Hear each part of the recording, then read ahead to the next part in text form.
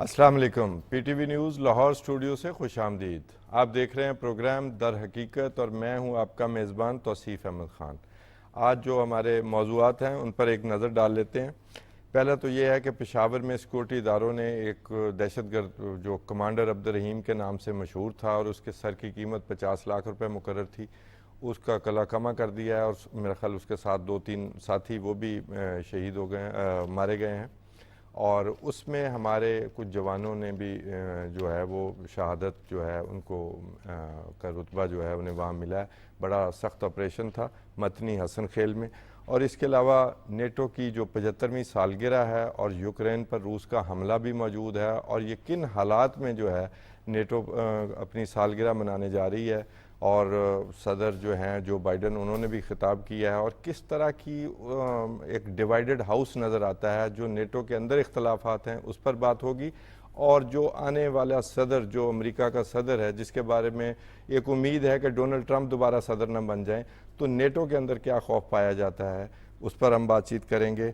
और फिर भारतीय वज़ीर आज़म का इसी से रिलेटेड ही आप समझ लें कि उन्होंने दौरा रूस जो है वो उन्होंने किया है और जो ख्वाहिशात उनकी नज़र आती हैं वो ये हैं कि शायद इसमें जो भारत है वो सालिस का कोई यूक्रेन और रूस की जंग में कोई दुनिया के लिए सालिस का रूप जो है वो इख्तियार करे और दुनिया को जो है वो बताए कि अमन क्या है।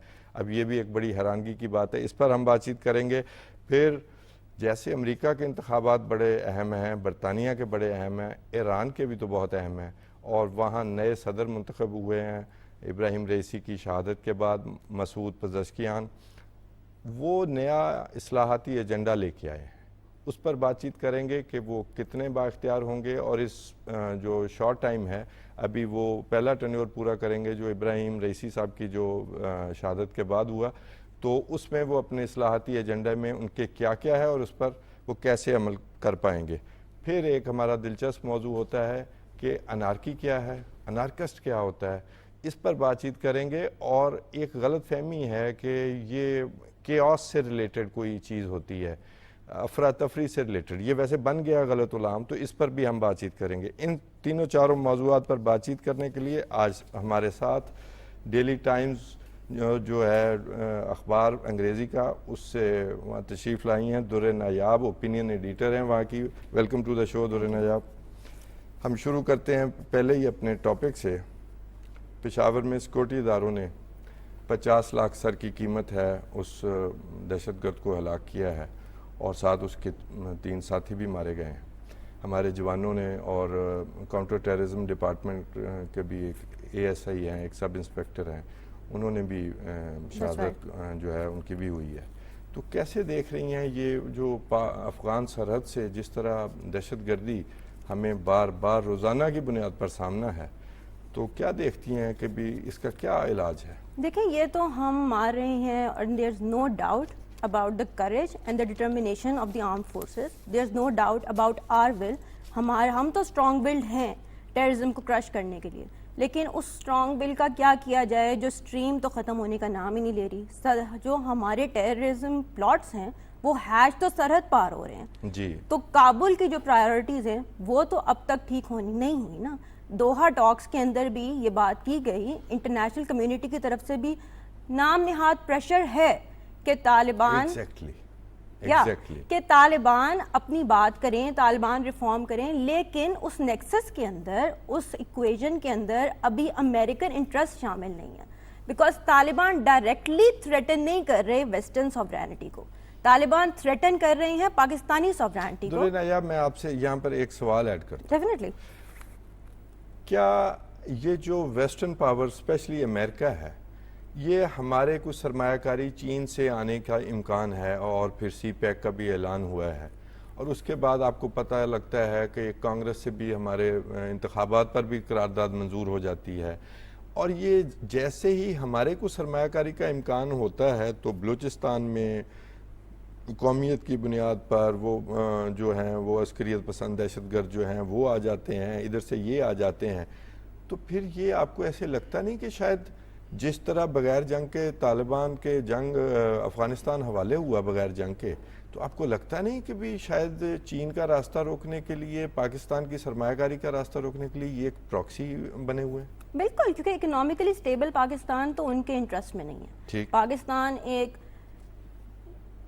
For the lack of a better term ایک لولا لنگڑا جو کہ ہر وقت چاہ رہا ہو کہ میں آئی سی یو سے نکل جاؤں لیکن نکل نہ پا رہا ہو، اس کیفیت سے اگر ہم نکل جائیں گے تو ہم آنکھوں میں آنکھیں ڈال کر کہہ سکیں گے کہ ہماری فارن پالیسی یہ ہے. اس ٹائم تو we are not in a position to choose, کیونکہ ہمارے پاس وہ سرکمسٹانسز ہی نہیں ہیں، ہمارے وہ فائنانسز ہی نہیں ہیں کہ ہم اپنی فارن پالیسی بنا سکیں. اور کیونکہ ہم خود ولنگلی اور لاؤڈلی نہیں کہہ پاتے تو اس لیے یہ سرکمسٹانسز ہمارے انٹرنل بنا ایسے دیے جاتے ہیں جس کی وجہ سے ہم ان کی بڈنگ کرنے پہ مجبور ہیں. ٹھیک بات. There are no ways about it. اچھا، آپریشن عزم استحکام کا جو اعلان ہوا اور اس پر پھر نا آوازیں اٹھنی شروع ہو گئی، حالانکہ گورنمنٹ نے کلیئر کیا کہ یہ انٹیلیجنس بیسڈ آپریشن ہوگا اور کیوں نہ ہو. That's right. ہمارے تمام آپریشن پچھلے کامیاب ہوئے اور اس کی بنا پر کتنے سال امن رہا. پھر ہم نے ایک غلطی کی، آپ کو یاد ہوگا پچھلی گورنمنٹ نے ان دہشت گردوں کے ساتھ مذاکرات کیے اور وہ یہاں آ کر بسے اور پورا انفراسٹرکچر ساتھ لے کے آئے. اب جو افغان عبوری حکومت ہے، جو سو کالڈ حکومت ہے، وہ کہتی ہے جی آپ کے ہم دہشت گردوں سے مذاکرات کروا دیتے ہیں، ان سے آپ کی صلح کروا دیتے ہیں. وہ جو صلح کے نتیجے میں آئے ان کے نتائج ہم بھگت رہے ہیں. ٹھیک ہے، تو اس میں ہم جو یہ اپالوجسٹ جو ہمارے اندر ہیں کہ بھی انہوں نے اس آپریشن کو متنازع کرنے کی کوشش کی جو کہ ہمارے امن و امن کے لیے ہے، اس ملک میں سرمایہ کاری کے لیے ہے، ان شہریوں کی حفاظت کے لیے ہے، میرے فوج کے جوانوں کی حفاظت کے لیے ہے، میرے پولیس کے سپاہیوں کی حفاظت کے لیے، یہ سب کو زندہ شاد آباد رہنا چاہیے. تو یہ کیا منافقانہ رویہ ہے؟ ٹو بی آنیسٹ، اسٹیٹ اس ٹائم ایک کانڈری میں ہے، کیونکہ ہم جب اسٹیٹ کچھ نہیں کرتی تو میرے جیسے آپ جیسے ہی کہتے ہیں کہ ہم مر رہے ہیں، ہمارے جوان مر رہے ہیں، ہم محفوظ نہیں ہیں، ہمارے گھر محفوظ نہیں ہیں. آپ کیا کر رہے ہیں؟ Exactly what are you doing.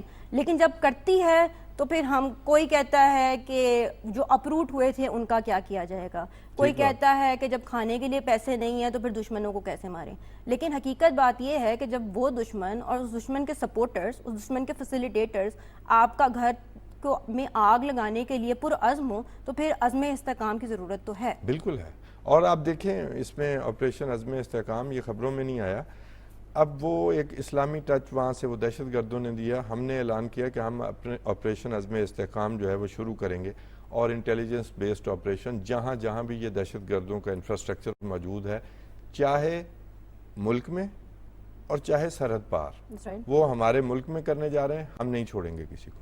تو وہاں سے جی ایک اعلان ہوا آپریشن عزم شریعت، یعنی کہ مذہب کا استعمال کر کے اور اس سے اگلے دن پھر یہ دہشت گردی کی وارداتیں. اور یہ تو خیر انٹیلیجنس بیسڈ آپریشن. بنیادی آئیڈیالوجی ہے وہ تو یہی ہے جس کی روح میں پاکستان میں اس ٹائم شریعت کا نفاذ نہیں ہے.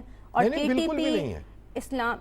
That is what TTP says, right? That is how TTP main makes stream it. میں آنا چاہیے تھا جی، وہ سیاسی جدوجہد. وہ کہتے ہیں جی کہ جو ڈیموکریسی ہے وہ بھی شریعت کے وہ خلاف جو ہے. انہیں راسنا ہے. اور ایک چیز اور، ٹی ٹی پی اے ہو یا وہ ہو، یہ افغان طالبان جو، میں تو ذاتی طور پر ان میں کوئی فرق نہیں سمجھتا. یہ ہمارے ساتھ ایک دھوکہ ہوا. اچھا، پھر اس کا مطلب آپ کہتے ہیں گڈ طالبان بیڈ طالبان نہیں ہوتے، یہ تو بیڈ کانسیپٹ فیل ہو طالبان گیا. ہے. جب ہمارے ملک میں ایک گروپ کو آگے کیا ہوا ہے دہشت گردی کے لیے اور ایک پیچھے سے اسے مدد فراہم کر رہا ہے، جب چینیوں کو مارتے ہیں تو ذمہ داری نہیں لیتے. لیکن ہم نے وہ تمام ثبوت اپنے چینی بھائیوں کے سامنے پیش کیے ہیں کہ کون کون اس میں ملوث تھا. تو اس کو ظاہر ہے پھر ریجنل ایک خطرہ بھی تو ہے. کہا جاتا ہے کہ پاکستان اور افغانستان کا جو بارڈر ہے نا، یہ ریجن کا سب سے خطرناک فالٹ لائن ہے. آپ کا کیا خیال؟ جی اٹ از کیونکہ وہ فالٹ لائن اس لیے ہے کیونکہ اسے سرحد کے طور پہ ابھی تک ہم اسٹیبلش نہیں کر پائے. ہم نے فینسنگ شروع کی تھی اور ہمارا بارڈر کانفلکٹ ہے. لیکن دیکھیں تاجکستان انہوں نے بھی بارڈر بند کیا ہوا ان کے ساتھ، ازبکستان، رشیا پہنچ گئے وہ دہشت گرد، وہ داعش کے. جی بالکل. اچھا، ایران کو ان سے خطرہ ہے. تو یہ ابھی تک انہوں نے سبق تو سیکھا ہی نہیں. پھر کبھی یہ دہشت گردی کے علاوہ کوئی اور کام کریں. ہفتے بعد امریکہ سے پیسے مل جاتے ہیں، یو این سے امدادی رقم مل جاتی ہے، ہیومینیٹیرین ایڈ جو ہے اس کے نام پر، تو کام چل رہا ہے یہ اسمگلنگ پر کام. اگر سوچا جائے تو امریکہ کو بھی ان سے خطرہ ہے کیونکہ امریکہ کو ڈائریکٹ ان سے خطرہ نہیں ہوگا, ایکویشن میں امریکہ نہیں ہوگا, یہ جا کر نیو یارک میں اٹیک نہیں کریں گے, لیکن پاکستان کو ڈی سٹیبلائز کر کے ابھی القاعدہ, داعش, ISKP یہ سب ان کے پیچھے چھپے ہوئے ہیں. بالکل ٹھیک. Once they come to power تو یہ سب بھی کھل کے کھیل سکتے ہیں. they'll be given a playing ground. میں بلکہ آپ کو بتا دوں کہ وہ القاعدہ کا جو سربراہ ہے اس نے کوئی اعلان کیا ہے کچھ ویب سائٹ پہ کہ تمام جو ہمارے ہمدرد ہیں وہ افغانستان پہنچیں. تو ابھی تو چین کا راستہ روکنے کے لیے شاید یا سینٹرل ایشیا میں اپنی ہیجمنی کے لیے وہ امریکہ یہ کر رہا ہے, لیکن آفٹر آل اس کا جو ایفیکٹ ہے وہ کوئی بھی اپنے بیک یارڈ میں سانپ پالتا ہے تو وہ یہ نہ سوچے کہ وہ اسے نہیں کاٹے گا. It's not gonna board well. That's so true. بالکل صحیح کہہ رہے ہیں آپ. اچھا, دوسرے ہمارا جو ٹاپک ہے در نیاب وہ ہم اس کی طرف چلتے ہیں. وہ ہمارا ٹاپک ہے جی کہ 75ویں سالگرہ جی بالکل نیٹو کی, اور بڑے برے حالات میں ہو رہی ہے. بڑے بیلونز اڑائے گئے ہیں, لیکن کیسی باتیں کر رہے ہیں. بیلونز ہی اڑائے گئے ہیں, باقی جو ہیں وہ پکٹوریلز بھی ہوئے ہیں. پکٹوریلز بھی. آپ نے ان کی جو بائیڈن کی تقریر تو سنی ہوگی. جی بالکل. تو کیا دیکھتے ہیں وہ کیا ریزالو پیش کر رہے ہیں؟ اور میرا جو سوال ہے جو پہلا وہ یہی ہے کہ یوکرین کو کیا سوجی ہے, کیوں انسرکل کروانا چاہتا تھا رشیا کو نیٹو سے, کیا معاملہ ہے اور کب تک یہ جنگ جاری رہے گی؟ یوکرین اور نیٹو کا سلسلہ تو 1 سال پرانا نہیں ہے. یوکرین کو پہلے نیٹو یوکرین کے پیچھے پیچھے تھا, لیکن یوکرین کے اندر نیٹو کی ممبرشپ کا سینٹیمنٹ ایز اے پالیسی پکڑا ہی نہیں, کبھی it did not gain ground, کبھی پاپولر نہیں ہوا. آج سے اگر 3-4 سال پہلے جایا جائے تو, اور نیوز پیپر ہیڈ لائنز کا اگر ہم ملاحظہ کریں, انہیں اینالائز کریں, تو پھر اتنی خاص پاپولر سپورٹ نہیں تھی, کیونکہ Ukraine was very happy in its situation. یہ کرائمیا کی انیکسیشن کے بعد اور پھر رشیا کی جب حالات ہوئے ادھر, اب یوکرین پیچھے پیچھے ہے رشیا نیٹو کے. لیکن وہ تو اب نہیں لے رہے, لے نہیں سکتے. جی لے نہیں سکتے ایکچولی, کیونکہ نہ اگر لے لیا تو آرٹیکل 5 کا نفاذ کرنا پڑے گا. تو خوف میں بنائی ہوئی پالیسی کامیاب ہوتی ہے اگر نیٹو ڈر رہی ہے کہ یوکرین کو ساتھ لینے میں جنگ اور بڑھ جائے گی. اگر آپ پچھلے 1 ڈیکیڈ سے دیکھیں یا اگر آپ کولڈ وار کے بعد سے بھی دیکھیں تو نیٹو کا مقصد ڈیفنس نہیں ہے. It is a defence plate form, it is a defence alliance, لیکن اس کا مقصد ایک نیبرہڈ بنانا ہے. پریزیڈنٹ ٹرومن جو بہت پیش تھے نیٹو کی فارمیشن میں, انہوں نے بھی کہا تھا it's gonna take the place of a neighbourhood watch, جہاں تک میرا خیال ہے, کچھ یہ ورڈز تھے ان کے. لیکن یہ تو اپیرنٹلی انہوں نے یہ کہا ہوگا, ادروائز تو یہ ملٹری الائنس نہیں ہے. It is a military alliance, لیکن اگر آپ یہ دیکھیں کہ جو 16 ممبر اسٹیٹس تھیں ان کا ایکسپینڈیچر آئی بلیو 5% کم ہوا, ان کا پرسونل بھی ڈراسٹک کٹس ہیں اس کے اندر. اور نیٹو ان کے ملٹری الائنس ہونے کے باوجود بز ورڈز اور پلیجز کے علاوہ نیٹو نے جو نئی اسٹیٹس کو انکلکیٹ کیا تھا ان کی پروٹیکشن کے لیے کوئی کام نہیں کیا. نیٹو ایک دوسرے کو کنٹریز یہ کہتی ہیں کہ attack on one NATO countries and attack on the all NATO member states, لیکن it has not been implemented. ایک دفعہ آرٹیکل 5 میرا خیال ہے ہوا ہے اسرٹ, اس کے علاوہ نہیں ہوا. اور اسی ڈر سے پچھلے سال بھی بائیڈن نے زیلنسکی کا ہاتھ شیک کیا تھا اور کہا تھا جی کہ we are gonna take you are are member, لیکن once your house is in order, آپ پہلے اپنے گھر کو صاف کریں اور پھر اس کے بعد آپ ہمارے ساتھ آگے بیٹھ جائیں اور اگلے سال آپ اپنی بیگم کو بھی لے آئیے گا. لیکن اس سال بھی انہیں یہی ایشورنسز دی گئی ہیں اور کہتے تو یہی ہیں کہ جب تک یہ نہیں ہوگا تب تک آپ نہیں کر سکتے. دیکھیں اسی وجہ سے جنگ ہو رہی ہے. جی بالکل بالکل. تو یہ کوئی اتنا آسان کام نہیں ہے. اور پھر آپ نے جو ذکر کیا نا کہ نیٹو نے, آپ نے غور کیا ہوگا کہ ٹرکی نیٹو کا ممبر ہے. جی بالکل. ایک کردش مسئلہ جو ٹرکی کو درپیش ہے, تو وہاں تو امریکہ بھی نیٹو کا ممبر ہے, لیکن وہاں وہ جو کردش لوگ ہیں جو کردستان بنانا چاہتے ہیں ان کا سپورٹر ہے شام میں اور ٹرکی میں, اور ان کا ایک علیحدہ سے ایک علاقہ بھی بنایا ہوا ہے. Like I said before, NATO کا ویژن کوئی خاص کلیئر یا پن پوائنٹڈ ویژن نہیں ہے, ایک بہت بلری ویژن ہے, کیونکہ کولڈ وار کے بعد یہ اسٹیبلش ہوا, فارم ہوا, لیکن جو مین تھریٹ تھا رشیا وہ اس ٹائم تھریٹ ہی نہیں تھا. ایک وقت یاد ہے جب رشیا بھی نیٹو کا ممبر بننا چاہتا. جی بالکل. یہ ان کی غلطی نہیں ہے پھر؟ اگر ٹرمپ تو یہی کہے گا, اگر ٹرمپ, آپ نے ٹرمپ کی بات کی تھی, تو ٹرمپ پریسیڈنسی کے بعد تو نیٹو کے اندر شاید رشیا آ جائے. نیٹو میں یہ ریزوننس اس وقت جاری ہے کہ اگلا صدر جب آئے گا تو پھر نیٹو کا مستقبل کیا ہوگا, یہ آپ کیسے دیکھتی ہیں کہ بھی جو دوسری دنیا کے ممالک ہیں جو نیٹو کے ممبر ہیں, یو کے ہے, فرانس ہے, ایون فرانس کی جو تھیں وہ لیپین, جی جی, ان کے بھی خیالات ڈونلڈ ٹرمپ سے ملتے جلتے ہیں. اب ڈونلڈ ٹرمپ کہتا ہے کہ جی وہ 2% جی ڈی پی کا نیٹو میں ڈالیں. اچھا, ابھی وہ انہوں نے کہا بھی ہے جو بائیڈن نے کہ بھی 2%, 23 جو کنٹریز ہیں انہوں نے کیا ہے 32 میں سے, تو پہلے 9 تھے 2020 تک. تو ان کا بھی, اور زیلنسکی نے بھی ایسے شک کا اظہار کیا کہ مجھے لگتا ہے کہ بھی یہ ڈونلڈ ٹرمپ بھی اسی پالیسی کو جاری رکھیں گے. تو یہ تو ایجاد ہی ڈونلڈ ٹرمپ جو ہے وہ رشیا سے ہوئے تھے, وہ بیوٹی کوئن کے مقابلے میں. That is true. اور دوسری طرف یہ اپریہنشنز بھی ہیں کہ ٹرمپ کے پریزیڈنٹ ہاؤس میں آتے ساتھ ہی جو پلیجز ہیں جو یوکرین کو دیے گئے ہیں وہ سسپینڈ کیے ہو جائیں گے, اور یوکرین وڈ بی باؤنڈ کہ یوکرین رشیا کے آگے گھٹنے بھی ٹیک دے اور رشیا کی ہر ڈیمانڈ کو پورا بھی کر لے. تو فرینکلی اسپیکنگ اس time we are in a state of constant flicks.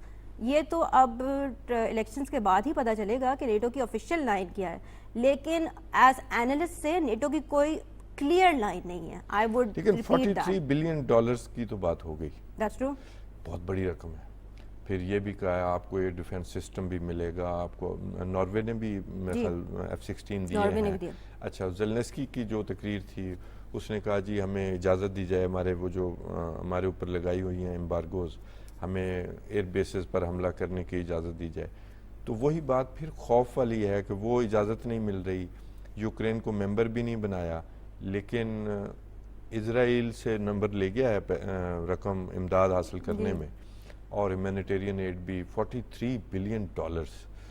تو یہ بیٹل گراؤنڈ بنا رہے ہیں یہاں پر رشیا کو بلیڈ کرنے کے لیے کہ یوکرین سے کوئی ہمدردی نہیں ہے, آپ ایسا سمجھتی ہیں؟ جی, مجھے تو یہی لگتا ہے, کیونکہ اگر آپ بائیڈن کی پریس اسٹیٹمنٹس کو فالو کریں تو بائیڈن ہیز ریپیٹڈلی سیڈ کہ we do not want a third world war. Every European country says that we do not want a third world war, لیکن ڈائریکٹ انٹریکشن کسی نے بھی اب تک نہیں کی. اور Zelensky had hoped for a for greater role. Zelensky کو یہ لگتا تھا کہ پچھلے 1 سال کے اندر کم از کم امریکہ اور باقی الائز تو رشیا کے آگے کھل کر سامنے آ جائیں گے, لیکن وہ بلڈ شیڈ کا نام لے لیں یا پھر وہ horrors of the second world war کا نام لے لیں, کہ یہ ایسا کوئی رسپانس ابھی تک ہمیں دیکھنے کو نہیں ملا, اور دیکھنے کو ملے گا بھی نہیں, کیونکہ یہ ایک ڈریگنگ پرولونگنگ اسٹریٹجی ہے کہ اس کو جتنا لمبا کر دیا جائے شاید اندر سے ہی ویک ہو جائے گا. اور رشیا دوسری طرف جو دیکھنے میں آیا ہے وہ یہ لگتا ہے کہ پیوٹن صاحب نیٹو کو اندر سے ویک کرنے کے چکر میں ہے کہ نیٹو کے جو ویک سپاٹس ہیں وہاں پہ ہٹ کیا جائے. دیکھیں نا, میں نے وہ لیپین کی بات کی, فرانس کی جو ہیں ان کا بھی اور ہے. جرمنی اوور کمٹ نہیں کرنا چاہتا. اچھا, کینیڈا جو ہے وہ 1.3% نیٹو میں شیئر کر رہا ہے, وہ اسے آگے نہیں بڑھنا چاہتا ہے. اچھا, سارے لوگ کچھ نہ کچھ خوفزدہ تو ہیں نا. تو اب برطانیہ نے تھوڑا سا قدم آگے بڑھایا, لیکن جرمنی بڑی احتیاط سے دیکھ رہا ہے. پہلے فرانس کے صدر ہیں وہ کچھ اور طرح دیکھ رہے تھے, اب والے جو ہیں وہ کچھ اور طرح دیکھ رہی ہیں. تو یہ ساری چیزیں نیٹو کی کلیئر تو نہیں ہیں. اور صدر پوٹن کی کیا جو ہے وہ گول کیا ہے اس جنگ میں؟ صدر پیوٹن, کہا یہ جاتا تھا کہ Putin wants to leave a mark on the world. صدر پیوٹن جو ہیں وہ دنیا ویسٹ کو یہ دکھانا چاہتے ہیں کہ Russia is back with a bang. اور you are gonna talk about India as well, ہم انڈیا کی بھی بات کریں گے. تو اور برکس کی بات کی جائے یا ڈی ڈالرائزیشن کی بات کی جائے تو انیشیٹیوز تو ایسے ہی لگتے ہیں کہ چاہے ڈیفنس ہو یا اکانومی ہو, Russia is here to give a strong message. تو صدر پیوٹن نے صرف کہتے یہ ہیں کہ Ukraine is the first step, لیکن یوکرین کے بعد نیٹو کے جو باقی بارڈرنگ کنٹریز ہیں وہ بھی آ سکتے ہیں عطاب کے اندر. اور وہ لیکن یہ تو عطاب میں روس کو لایا جا رہا تھا نا کہ ان کو انسرکل کیا جا رہا تھا. بالکل بارڈر پہ نیٹو آ کے بیٹھ جائے تو یہ رشیا کے لیے, جیسے کیوبا کے خطرہ بن گیا تھا امریکہ کے لیے, اور اب کیوبا میں چائنا ویسے پہنچ گیا اور اب امریکہ کو بڑا اعتراض ہے. تو آپ نے انڈین پرائم منسٹر کی بات کی, وہ کیا ان کا استقبال تو ہوا وہاں پر, تو وہ انہوں نے کیا پیشکش، ان کی کوئی خواہش نظر آتی ہے کوئی ثالثی کی دنیا کی بڑی طاقتوں کے درمیان؟ ایسا ممکن ہے جبکہ چائنا بھی موجود ہو؟ To be very frank and to be very honest, مجھے اتنا خاص کچھ نیا نہیں لگا، کچھ ریولیوشنری نہیں لگا نریندر مودی کے رشیا جانے میں. It's business as usual. 2019 کے بعد تو ان کا پہلا ٹرپ ہے، لیکن ساتھ میں یہ بھی سوچنا چاہیے کہ ایس سی او میں نہیں گئے تھے. ایس سی او میں نہیں گئے، لیکن یہ بھی سوچنا چاہیے کہ انڈیا اور رشیا کی ریلیشن شپ کتنی پرانی ہے، پیوٹن اور مودی کی ریلیشن شپ کتنی پرانی ہے، نیو دہلی اور ماسکو کی ریلیشن شپ کتنی پرانی ہے، بڑی لیگیسی ہے جی. تو جب کولڈ وار کے دوران بھی، اور فرینکلی اسپیکنگ انڈیا نے بار بار یہ بات واشنگٹن کو بابر کرائی ہے کہ ہماری فارن پالیسی کسی اور ایجنڈے کے تحت نہیں چلے گی اور ہماری فارن پالیسی انڈیپینڈنٹ ہے. آپ ایسے نہیں سمجھتے کہ انڈیا سب سے فلرٹ کر رہا ہے؟ Oh yeah, definitely. India has kept up its guard, or it's actually, to borrow your word, flirting with everyone around. اور پھر اپنے آپ کو لارجر دین لائف پیش کر رہے ہیں کہ بھی ہم جو ہیں وہ پوری دنیا کو قابل قبول ہیں، اور ہم جی بندوق سے، یہ وقت نہیں ہے بندوق سے بات کرنے کا، یہ وہ دور نہیں ہے. اور خود یہ وہی گجرات والے وزیر اعلیٰ نہیں ہیں، جو مجھے کشمیر والے لگتا ہے، وزیر اعظم نہیں ہیں، جو مجھے لگتا ہے جتنا میں نے اینالائز کیا ہے مودی صاحب کی فارن پالیسی کو، تو رشیا کی طرف جانا ایک ویل ٹائمڈ ڈیسیژن ہے. یہ بھی تو ہے نا درِ نایاب کہ بھی ایس سی او میں نہیں گئے. پچھلے سال کی جو ایس سی او کی کانفرنس ہے وہ ورچوئل کروائی تھی، چائنا اور پاکستان سے اوائڈ کرنا چاہتے ہیں. تو اب وہاں جا کر جو ہے وہ ایک سیپریٹلی مل کے ایک نئی چیز کریٹ کرنا چاہتے ہیں کہ بھی ہماری دوستی سب سے ہٹ کے ہے. ویسے 36% ویپنز جو ہیں رشیا سے لیتا ہے ابھی بھی انڈیا، لیکن اب امریکہ سے بہت تعلقات ہے اور اس کی نظر تو اب یو ایس پر ہی ہے، جب بھی تو وہ ہر کسی کو ڈال لیتے ہیں. تو رشیا بھی تو وہ پھر چائنا کو اوائڈ کرنے کے لیے گئے ہیں نا. چائنا کا بھی ایسا ممکن ہے کہ رشیا چائنا سے اوائڈ کر کے انڈیا کو ثالث کے طور پر لے آئے؟ ایسا پاسبل ہے یا یہ خواب ہی ہے انڈیا کا؟ یہ تو خواب ہی ہے انڈیا کا، ایسے تو نہیں ہو سکتا. لیکن ہاں یہ ضرور ہے کہ انڈیا بھی ایک بیلنسنگ رول پلے کر رہا ہے، کہ انڈیا نہیں چاہتا کہ چائنا کے انفلوئنس کو، انڈیا ضرور یہ چاہتا ہے کہ چائنا کے انفلوئنس کو کسی طریقے سے کاؤنٹر کیا جائے، وہ چاہے افغانستان کے تھرو ہو، وہ چاہے ایران کے ساتھ دوستی کی باتیں ہوں، یا چاہے رشیا ہو. لیکن انڈیا بہرحال امریکہ نہیں ہے. چائنا کا مسئلہ چاہے الیکٹرک گاڑیوں تک بھی ہے، وہ یورپ اور امریکہ سے ہے. جی انڈیا امریکہ کی پراکسی کے طور پر تو ایک مسئلہ جو ہے وہ دکھا سکتا ہے کہ ہم بھی موجود ہیں، ایک بڑی آبادی بھی ہے، برابر کی آبادی ہے، لیکن ہاں جی، لیکن میرا نہیں خیال کہ ابھی چین اور انڈیا میں کوئی برابر کا چوٹ بنتی ہے. دیکھیں اب ہر کسی کا خواب ہوتا ہے کہ کوئی کوشش کرنا تو ہر کسی کا دل وہ لگ بھی نظر بھی آ رہا ہے، آسمان کھلا ہے سب کے لیے. تو اس میں آپ کیا دیکھتی ہیں؟ وہ آسٹریا کے بھی دورے پر آئے ہیں اور انہوں نے بڑا امن و امان کی باتیں کی ہیں. جی آسٹریا میں بڑا رورنگ ریسیپشن ملا ہے انہیں، بڑا انڈین ڈائسپورا نے بڑا ان کا استقبال کیا. وہ تو ظاہر ہے، وہ تو ارینجمنٹ ہو ہی جاتا ہے.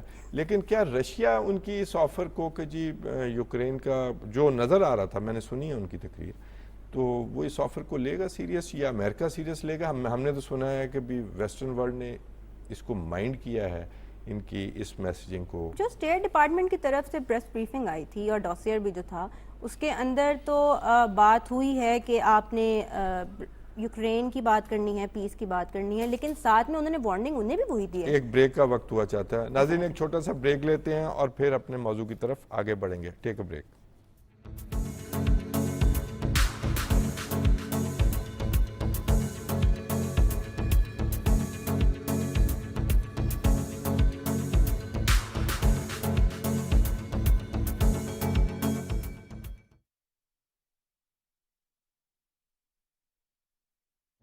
غریب لوگ، عام آدمی بجلی کا جو بل 100 یونٹ یا 200 یونٹ دیتے ہیں، 200 یونٹ تک ہم ان کو رعایت دے رہے ہیں 3 مہینے کے لیے.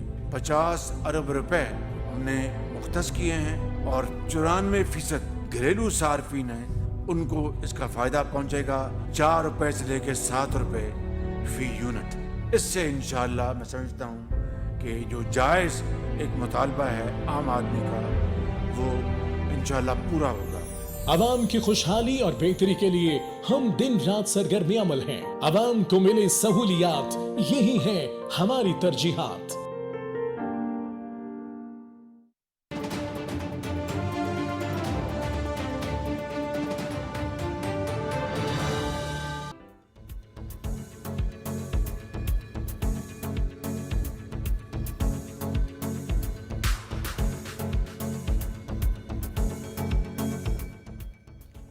ویلکم بیک ناظرین.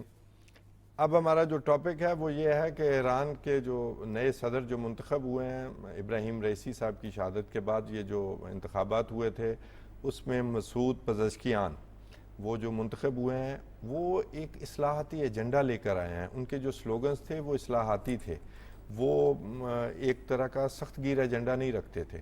اور حیران کن طور پر جو رن آف الیکشن ہوا پہلے 40% ووٹنگ کی شرح آئی اور پھر 50% کے قریب 49.8%. یہ بھی ایرانی عوام نے اپنا ایک اعتماد دیا. اور ایک دنیا میں اس وقت ایک بحث جاری ہے کہ کیا ایرانی صدر اتنا پاورفل ہوتا ہے اور کیا وہ اپنے اس ایجنڈے کو اپنے جو ہے پارلیمنٹ کے ذریعے اور جب ان کے آیت اللہ موجود ہیں تو وہ اس پر ایجنڈے پر عمل درآمد کروا سکیں گے. تو یہاں سے ہم آغاز کرتے ہیں. جی در نیاب مسعود پزشکیان جو ہیں وہ ایرانی صدر منتخب ہو گئے اور انہوں نے جو اپنا جو ایجنڈا رکھا انہوں نے کہا جی میں مغرب کی طرف جو ہے وہ ان سے مذاکرات کروں گا. نیوکلیئر جو ان کی ڈیل ہوئی تھی امریکہ کے ساتھ ان پر بھی انہوں نے کہا کہ اس پر دوبارہ بات ہو سکتی ہے. پھر انہوں نے کہا کہ ایران کی اکانومی جو ہے اس کو ٹھیک کیا جا سکتا ہے. تو کیسے دیکھتی ہیں یہ ایک پروپیگنڈا ہے جو ویسٹ نے بنایا ہے ایرانی صدر کو پریشرائز کرنے کے لیے کہ بھی یہ شاید کمزور ہوتے ہیں، حالانکہ یہ دوسرا طاقتور ترین عہدہ ہے ایران کا؟ جی بالکل، میں آپ کی آخری سینٹنس سے بات کروں گی. آپ نے کہا کہ دوسرا طاقتور ترین انسان ہے ایران کے اندر. جی بالکل ہے، اور سپریم لیڈر کے بعد آتی ہے ان کی اتھارٹی.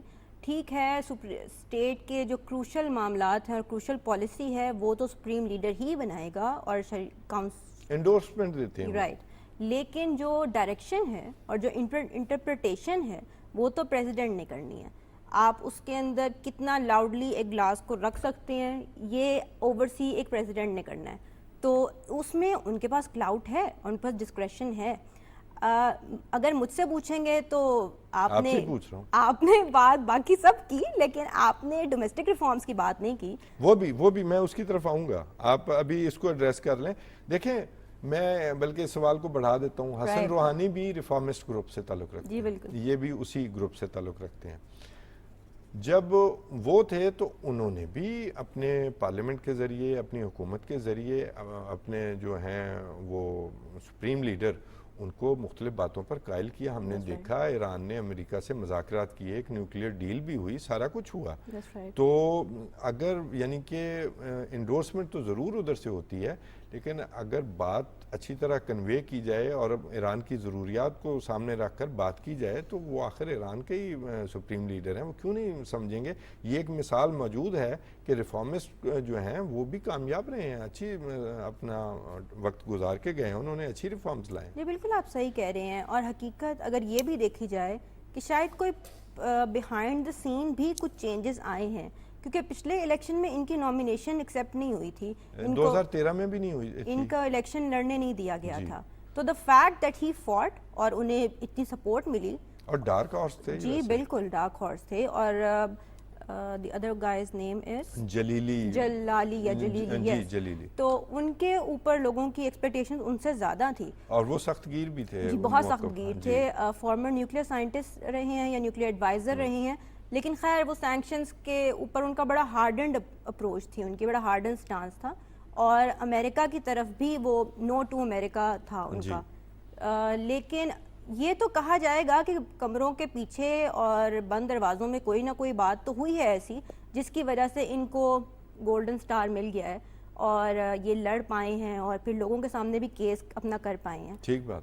اچھا اس میں ایک اور بھی جو انہوں نے یہ کہا تھا یہ پردے کا معاملہ جو وہاں پر بڑا ایک مسئلہ شروع ہوا تو انہوں نے کہا کہ بھی ہم پردے کا معاملہ ایڈریس نہیں کر رہے. میں چاہتا ہوں کہ اس کو ایڈریس کیا جائے دس وے اور دی ادر. ہم تو خراب کر رہے ہیں تو خراب کرنے سے تو کم از کم روکا جائے. تو یہ بھی وہاں پر بھی انہوں نے کھل کر بات کی ہے انہوں نے. آئی تھنک انہوں نے جو کہا ہے وہ کہا یہ ہے کہ ہم انٹرپریٹیشن بروٹل کر رہے ہیں جی. اور لیکن انہوں نے ساتھ میں یہ بھی کہا ہے کہ ہم ڈراسٹک چینجز نہیں لے کر آئیں گے.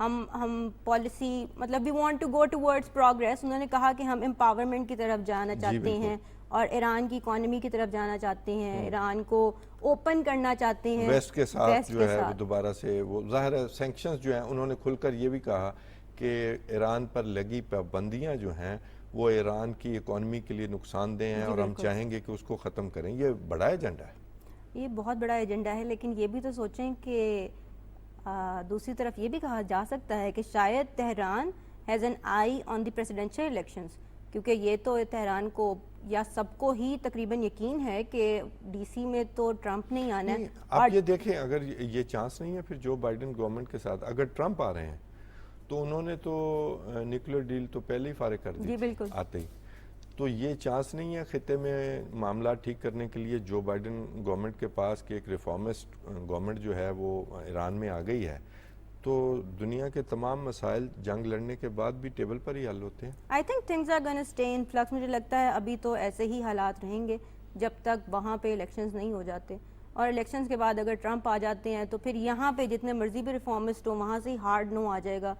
واٹ کین ہیپن, لیکن ویسٹ یو ایس سے سیپریٹلی بھی تو فیصلہ لے سکتا ہے. ایگزیکٹلی میں ادھر ہی آنا چاہ رہی تھی کہ جو مجھے لگتا ہے شاید جو U S E U rupture ہے شاید وہ ہمیں دیکھنے کو ملے. تو رپچر تو ٹرمپ کے آنے سے بڑھے گا نہیں, ٹرمپ کے آنے سے بڑھے گا. And I think Tehran is banking on that. مجھے لگتا ہے تہران کی بڑی امیدیں ہیں اس بات سے, کیونکہ باقی ویسٹ میں ٹرمپ کو بالکل پسند نہیں کیا جاتا, اور مجھے یہ لگتا ہے کہ Iran is gonna open the door with the west with the E U. مجھے لگتا ہے ایران ای یو لنکیجز بڑھیں گے, ایران ای یو ٹریڈ ہوگا, ایران ای یو ٹیبل پہ بیٹھے گا, ایران یو ایس ٹیبل پہ مجھے تو بیٹھتے نظر ابھی جی مستقبل قریب میں نظر نہیں آتا. اچھا ایک اور بات بھی ہے کہ ٹرمپ ابھی نظر آ رہے ہیں, صدر بنتا ہوا نظر آ رہے ہیں ڈیو ٹو جو بائیڈن کہ بھی میں نے صدر بننا ہے. اور وہ نیو یارک ٹائمز کی شاید سٹوری ہے کہ 8 دفعہ پارکنسن کے اسپیشلسٹ جو ہیں وہ بھی وہاں جا چکے ہیں. لیکن جو سرویز ڈیموکریٹک پارٹی نے کروائے ہیں اس میں جو انہوں نے 4-5 کینڈیڈیٹ اور جو ان کا سروے کروایا ہے وہ اگر ان کی جگہ الیکشن لڑیں تو ٹرمپ از نو ویئر. اگر آپ کا اسپیشلی مشیل اوباما, یا اگر مشیل اوباما آ جاتی ہے, نو ایون کمیلا ہیرس اگر جی جو وہ بھی آگے نظر آئی ہیں سروے میں, لیکن مشیل اوباما کا تو 39 اور 49% کا فرق. جی یو آر رائٹ. لیکن ٹو ڈیٹ بائیڈن نے اب تک کوئی ایسی ولنگنس شو نہیں کی کہ Biden is gonna refuse the ticket. Biden اب تک ٹکٹ سے پیچھے ہٹے نہیں ہیں. نہیں وہ نہیں ہٹے, اور وہ ہٹنا چاہتے بھی نہیں ہیں. چاہتے نہیں ہیں. لیکن آپ دیکھیں جارج کلونی جو ان کے بڑے ایکٹر ہیں انہوں نے بھی کہہ دیا ہے کہ وہ بہت بڑے فنڈ ریزر تھے ان کے, اور بڑے اوپن ورڈز میں کہا, اوپن ورڈز میں کہ آئی لو جو بائیڈن, لیکن کوئی نامینی کوئی نیا لے کے آئے. اب وہ کرسی چھوڑنا ہر ایک کی بس کی بات ہے. مطلب یہ سمجھ سے باہر ہے کہ بھی امریکہ میں, اور انہیں نامینیٹ کر دیا گیا ہے, لیکن کہتے ہیں کہ ابھی بھی یہ ممکن ہے کہ ڈیموکریٹک پارٹی جو ہے اپنا کینڈیڈیٹ بدل لے, اور اگر بدل لے تو پھر تو معاملہ دوسری طرف بھی جا سکتا ہے. جی پھر فور کاسٹ سب چینج ہو جاتی ہے. پھر فور کاسٹ ہم نے نیٹو کی بات کی تھی, وہاں کی فور کاسٹ بھی چینج ہو جاتی ہے. ہم نے بات کی افغانستان کی, وہاں کی بھی فور کاسٹ چینج ہو جاتی ہے. بالکل ٹھیک. ہر طریقے سے پھر جو پورا گلوبل چیس بورڈ ہے اس کی ہی سب ہر موو ہی چینج ہو جاتا ہے. بیکاز ابھی تو ہماری سب پریڈکشنز اس بات پہ فکسڈ ہیں, کانسٹنٹ یہ ہے کہ ٹرمپ پریزیڈنسی ہوگی, لیکن اب پریزیڈنسی کے آگے اگر ٹرمپ لگے گا ہی نہیں تو پھر تو آف کورس پھر اٹ کالز فور. وہ کہتے ہیں نا کہ شیر کی آمد ہے کہ رن کانپ رہا ہے, تو ٹرمپ تو وہ صورتحال اختیار کر گئے. اچھا یہ جو ایک سو کالڈ بنا ہوا ہے ایران کا, میں اسے سمجھتا ہوں کہ اسرائیل کے خلاف جو ایک ڈیٹرنس ہے ایران کی, وہ ایکسس آف ریزسٹنس جو بنایا اس نے مختلف کا, اس میں کوئی چینج تو آپ کو آتی نظر نہیں آ رہی نا, کیونکہ اس سے ایران کا ڈیفنس جو ہے وہ بہتر ہوتا ہے اسرائیل کے خلاف, اسرائیل پلس امریکہ. جی مجھے ایگزیکٹلی نہیں یاد کہ انہوں نے کیا کہا ہے, لیکن مجھے کانٹیکسٹ یاد ہے کہ انہوں نے کہا ہے کہ ہماری پالیسی ٹورڈز اسرائیل وہی رہے گی اور ہم اسرائیل کو کے ساتھ بات کرنے کے لیے تیار نہیں ہیں. ویسے بھی ایران کا ڈیفنس اس سے بہتر ہوا ہے کہ بھی ایک تو ایران دیکھیں نا ایرانی سائنٹسٹ تک قتل ہوئے. جی بالکل. ابھی ایران کے سفارت خانے پر شام میں حملہ ہوا. تو اس طرح کے بہت سارے کام ہیں. تو جو وہ so called axis of resistance جو ہے ویسٹ اسے کہتا ہے, تو اس سے ایران کی ایک ڈیٹرنس تو موجود ہے نا. اسرائیل کو بیزی تو کیا ہوا ہے. ایک ویسے بھی ایک گاڈ گیون اپرچونٹی ہے ایران کے پاس مسلم امہ کا لیڈر بننے کی, ریجنل لیڈر بننے کی, ریجنل ایکٹر بننے کی. تو وہ اپرچونٹی ایران کیوں مس کرنا چاہے گا؟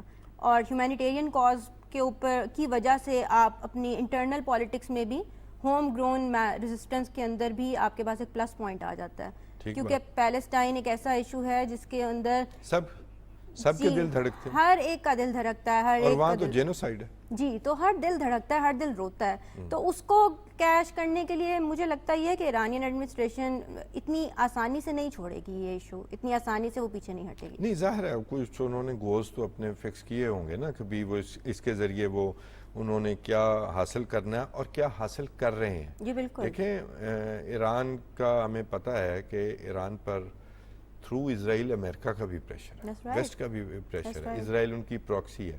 تو اگر ایران نے اس سے اپنی ڈیٹرنس پیدا کی ہوئی ہے تو ایران کیوں سے پیچھے ہٹے گا؟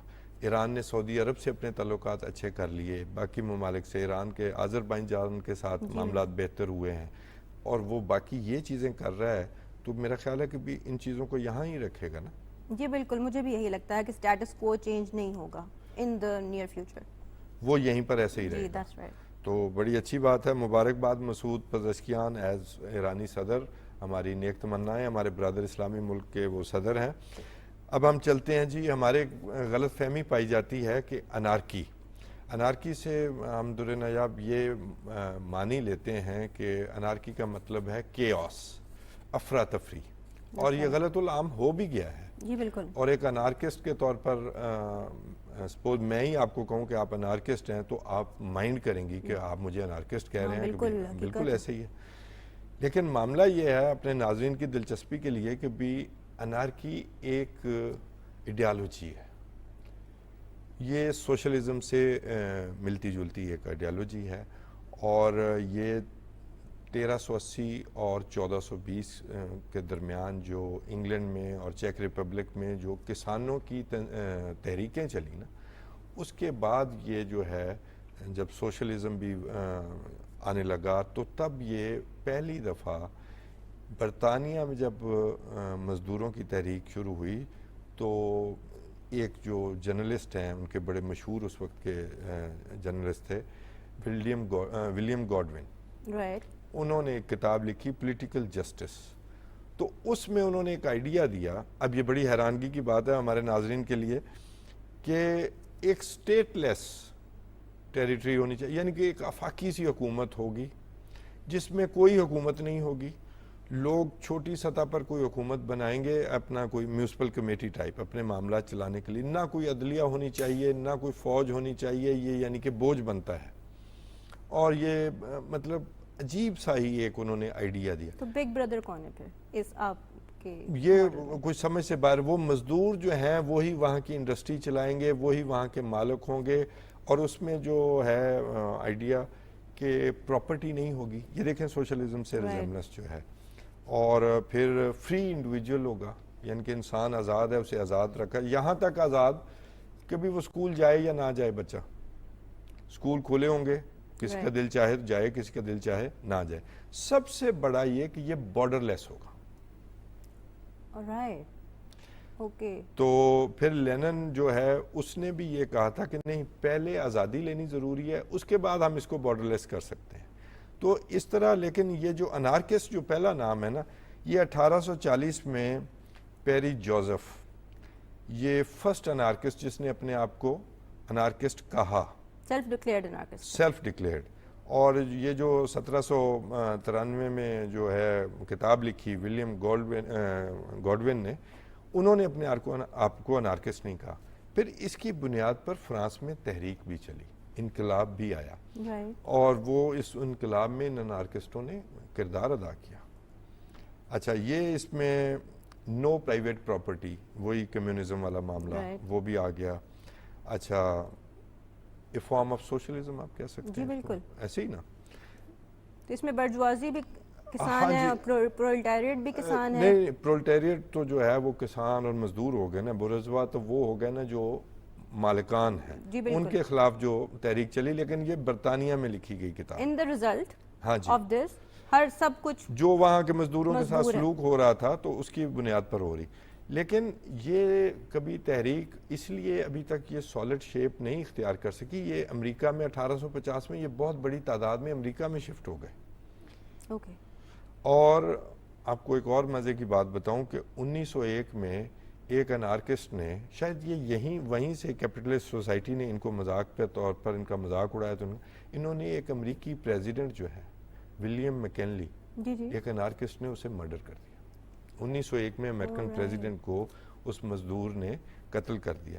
لیکن یہ جو انارکسٹ ہیں, یہ بلیک میٹرز لائیو 1961 کی جو سول رائٹس موومنٹ ہے جس میں بلیکس کو ووٹ دینے کا جو حق ہے, اور پھر یہ اس میں جو تحریک چلائی کہ بھی اس وقت ایک بس کے اندر ایک کیبن جو ہوتا تھا وہ گوروں کے لیے ہوتا تھا اور ایک دوسرا جو ہے وہ بلیکس کے لیے ہوتا تھا, تو اس کو وائلیٹ کرنے میں, تو یہ انارکسٹ جو ہیں یہ ہر موومنٹ میں ساتھ دیتے رہے. لیکن Are you trying to say کہ مارٹن لوتھر کنگ بھی انارکسٹ ہے؟ کہا یہ جاتا ہے کہ نوم چومسکی جو ہے وہ انارکسٹ ہے. نوم چومسکی, یہ 150 کتابوں کے مصنف ہیں, کہ کہا یہ جاتا ہے کہ وہ انارکسٹ ہیں. اور اس وقت امریکہ میں جو ادارے کام کر رہے ہیں, حالانکہ اس کے خلاف امریکہ نے بہت بڑا آپریشن بھی کیا ان کے خلاف, بڑے لوگوں کو, جب یہ امریکی صدر پر حملہ ہوا, ان کا قتل ہوا, پھر وال سٹریٹ میں جو آپ کو پتہ ہے امریکہ کا بڑا اہم وہاں پر سٹاک ایکسچینج وغیرہ, وہاں پر انہوں نے بم حملہ کیا, تو اس کے بعد کریک ڈاؤن بڑا زبردست ہوا ان پر, ان کے بہت سارے لوگوں کو پھانسیاں ہوئیں اور سارا کچھ ہوا.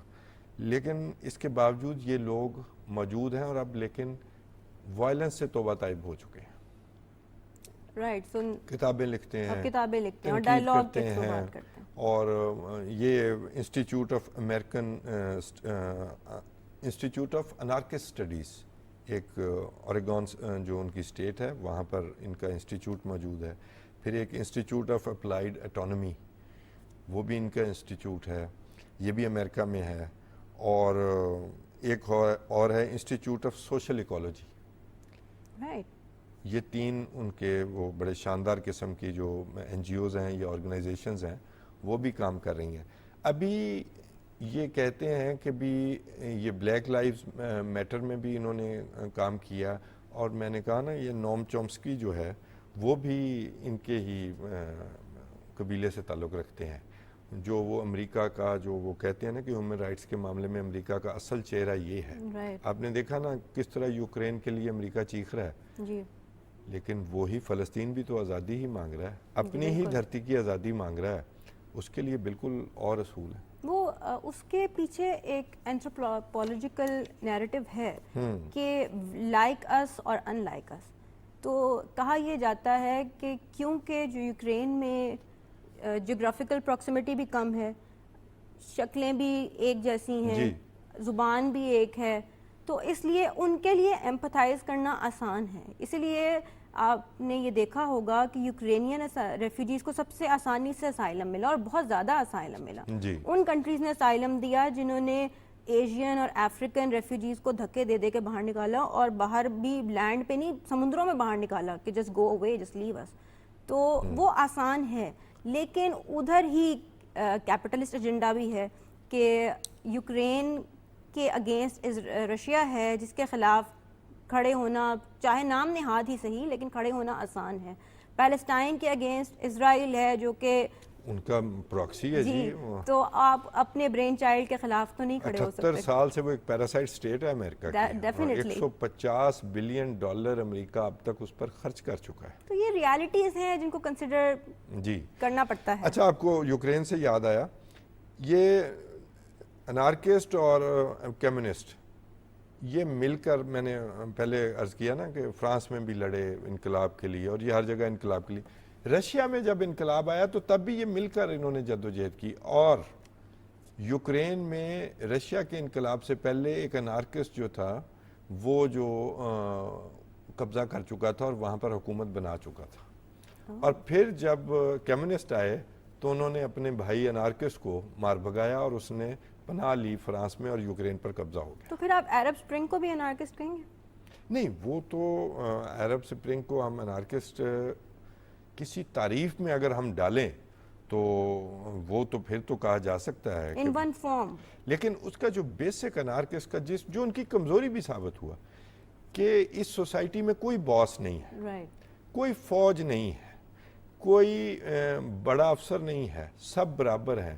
تو اس وجہ سے ان کی ریولوشن جو ہے وہ بھی ناکام ہوئی. انہوں نے اسپین میں بڑی کامیاب کام کیا 1936 میں کہ بڑے اسکول کھولے, انہوں نے تعلیم کی بنیاد پر انقلاب لانے کی کوشش کی. لیکن پھر وہی کمزوری بار بار آ جاتی ہے کہ وہ ان کے کوئی یہ نہیں ہے کہ یہ بڑا ہے اس کا حکم ماننا ہے, یہ افسر ہے, یہ باس ہے اس کا حکم ماننا ہے, سب برابر ہیں. اور وہ ایک آفاقی سی حکومت کی بات, بارڈر لیس, بارڈر ہی نہیں ہو, دنیا کے تمام لوگ جو ہیں وہ ادھر سے ادھر جا سکیں, ادھر سے ادھر جا سکیں. تو وہ آپ دیکھیں جنرل فرانکو نے آ کے پھر سارا کچھ ختم کر دیا, ان کو اڑا کے رکھ دیا. تو وہاں پر اسپین میں ان کی اچھی خاصی تحریک چلی ہے. تو یہ عجیب و غریب معاملہ ہے. اب آپ یہ بتائیں کہ اس طرح کی جو تحریک ہے انارکسٹ, آپ نے ابھی عرب سپرنگ کا کہا, تو اس میں آپ ہمیں بتائیں کہ بھی اس کی کیا خد و خال تھے جس پر ہم یہ فیصلہ کر سکیں. آج کی ڈیفینیشن کے مطابق دیکھا جائے تو ظاہر ہے انارکی ہم ایکویٹ کرتے ہیں بریک ڈاؤن آف لا, جہاں پہ لا نہ ہو, حکومت کی رٹ نہ چلے اور عوام مجبور ہو جائے ڈنڈا پتھر کچھ بھی اٹھانے کے لیے, اپنی بات کہنے کے لیے. تو عرب اسپرنگ میں بھی ہوا تو یہی تھا, سرکمسٹانسز اتنے ڈائر ہو گئے تھے, اتنے مشکل تھے کہ عوام کو باہر نکلنا پڑا تھا. لیکن ایز اٹ ہیپنس, جیسے ہوتا آیا ہے کہ جب بھی یہ ریولوشن آتی ہے تو ریولوشن کی ہی پھر ریولوشن ہو جاتی ہے. ریولوشن پھر اپنا اقتدار سے چمٹ جاتی ہے, وہ تو زیادہ ظلم کرتی ہے. جی, پھر وہ کتارسس نہیں ہو پاتا. جی, بلکہ ہم نے ایک راکسبیئر پر ایک پروگرام ہم پہلے بھی کر چکے ہیں فرانس میں, تو وہ جب آیا انقلاب کے نام پر تو پھر اس نے جتنے لوگوں کا گلوٹن کیا وہ فرانس کی تاریخ میں کبھی نہیں ہوا. وہ بہت ظالم حکمران ثابت ہوا یہ انقلاب کا. پھر آپ نے دیکھا رشیا میں بھی کیسے ہوا تھا, وہ بھی آپ کے سامنے. بہت شکریہ در نایاب. ناظرین, یہ ہم نے آپ کو بتانا تھا اس معاملے پہ کہ یہ جو انارکی ایک لفظ تو بن گیا ہے کہ جی جو افراتفری جہاں پر ہو تو ہم کہتے ہیں کہ یہاں پر اس معاشرے میں انارکی ہے, جبکہ اس کا اصل مطلب یہ نہیں ہے. یہ ایک آئیڈیالوجی ہے, اس کی بنیاد پر انہوں نے کچھ غلطیاں کی. وہ کہتے ہیں جی دنیا ایک بارڈر لیس, ہم ایک کوئی ریاست ترتیب دیں گے جس کا کوئی بارڈر نہیں ہوگا, وہاں کوئی ایسا قانون نہیں ہوگا, کوئی حکومت نہیں ہوگی, کوئی عدلیہ نہیں ہوگی, کوئی فوج نہیں ہوگی. ایک خواب کا سا نظام لگتا ہے, اور اس بنا پر وہ ابھی تک کامیاب نہیں ہوئے, جیسا کہ میں نے ابھی عرض کیا, کیونکہ نہ کوئی بڑا ہے نہ کوئی چھوٹا ہے. ان کے جو نظریات ہیں اس کے مطابق سب برابر ہیں. جب سب برابر ہیں تو معاملہ کیسے چلے گا؟ اور پھر یہ کہ آپ کیسے سوچ سکتے ہیں کہ تمام انسان وہ بہتر ہی فیصلہ کریں گے, کوئی انسان نیگیٹو فیصلہ نہیں کرے گا, وہ سوسائٹی کے جو منفی پہلوؤں کی طرف نہیں جائے گا, وہ منفی انداز نہیں اپنائے گا. انسان پھر کس بات کا ہوا, پھر تو روبوٹ ہو گئے. تو ان باتوں پر غور رکھیے گا. یہ ایک نئی بات تھی, میں نے کہا آپ کے سامنے رکھوں. آج کے لیے اپنے میزبان توصیف احمد خان کو اجازت دیجیے. اللہ نگہبان.